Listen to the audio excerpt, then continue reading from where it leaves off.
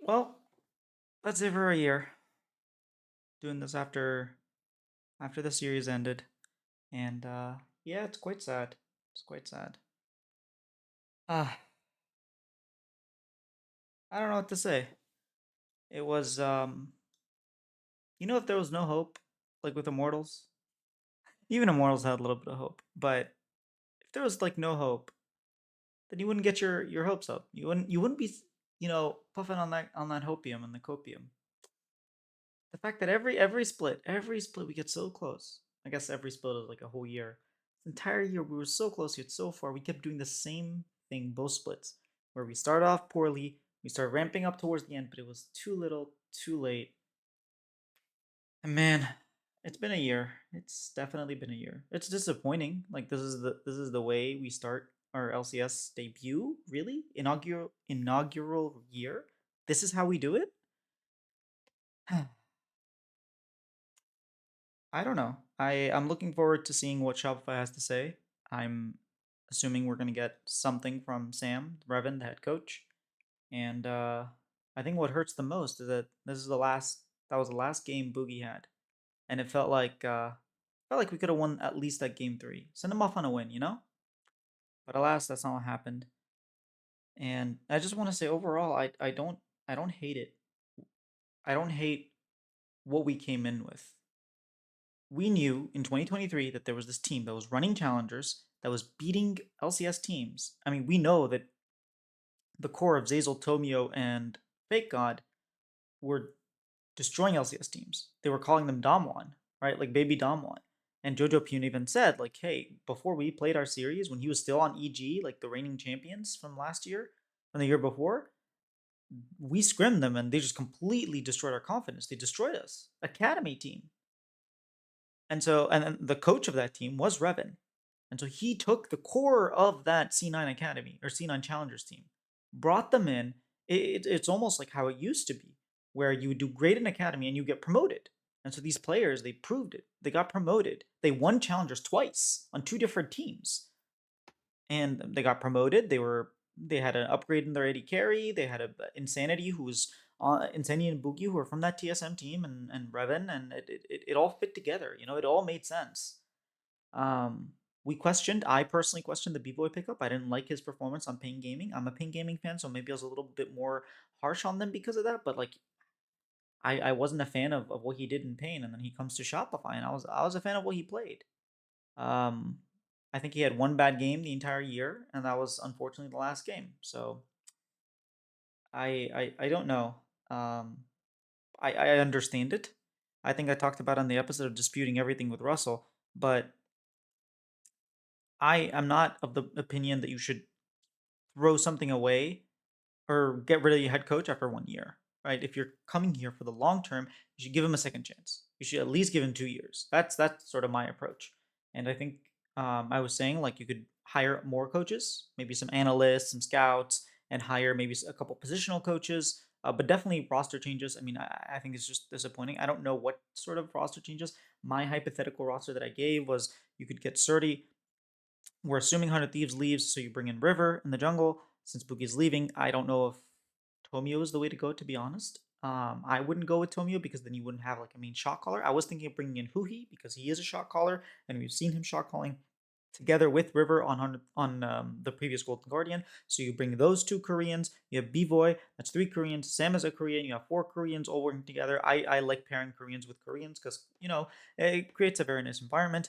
You have Sturdy, someone who's young and hungry, and you keep B-Boy and Insanity, and you run with that roster. You keep the good pieces, the pieces that really shined, and you give them a little bit more infrastructure, a little bit more time, a little bit more, doubling down on efforts, and you go with that. That's where I'm at with that. But obviously, I'm not the GM. I'm not the one who makes the decisions. I don't know if Sam's going to be there next year. I don't know if any of these five players are going to be there. I'd like to see a couple of faces familiar, even if it's yeah, even if it's Tomio. I'd like to see some familiar faces. Um, because I don't like the nuke it and start all over. Immortals have done that a lot and it doesn't work. So I would like to see a core not majority, but at least a couple players stay. And I mean, I know this is like what we're in August. Next time we see them play is going to be January. Like it's a long time. It's going to be at least 4 months. Um, I can't lie and say like I don't want to watch the games tomorrow. I don't care, but I will. I had an interview with Quid, and like 2 minutes in, I was just like, I don't want to do this. Why did I even say yes? And it's just I ended the interview after like 2 minutes, or but I think it might be like a 4 minute long interview. Um, I don't like doing that. I feel like it's the opportunity of them to really give, you know, behind the scenes or feedback to the fans, give like more perspective. And I yeah, I had a bunch of questions and I just didn't feel like asking, which sucks. And it really does suck. But I'm still a fan through and through. You see, I still got my jersey. I didn't throw it off. I did lose the bet. I don't know. I feel like we should have won that bet. We really should have won that last game. We were so far ahead, and I think we didn't have it in us. You were running on fumes at that point. You could feel it. They were, yeah.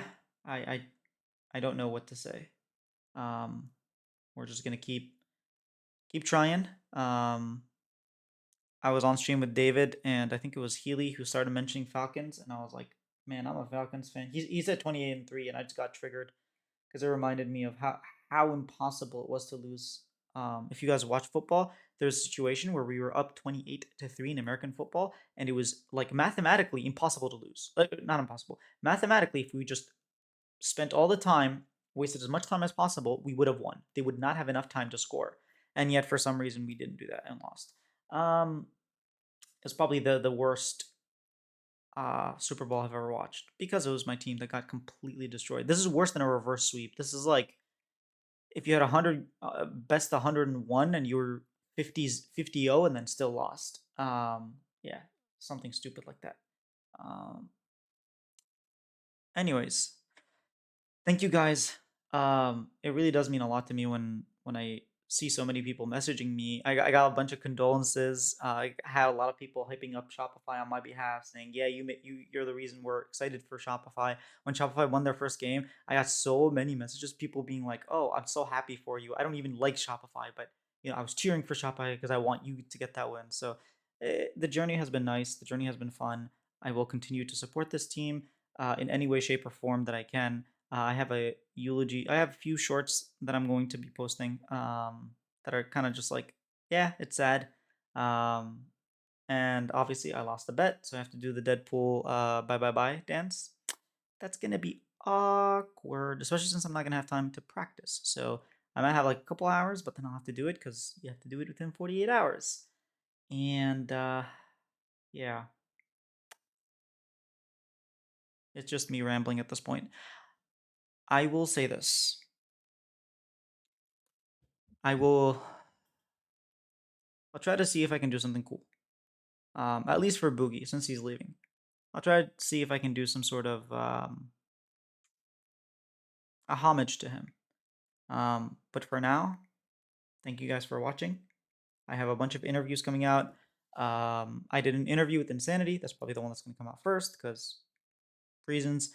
I have an interview with. Oh, let me talk about that.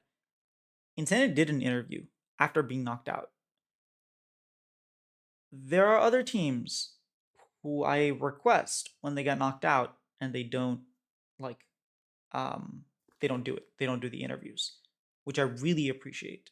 Like there are a couple things that I mentioned. He was like, I just don't want to think about that right now, and I respect it. So I want to give him a shout out.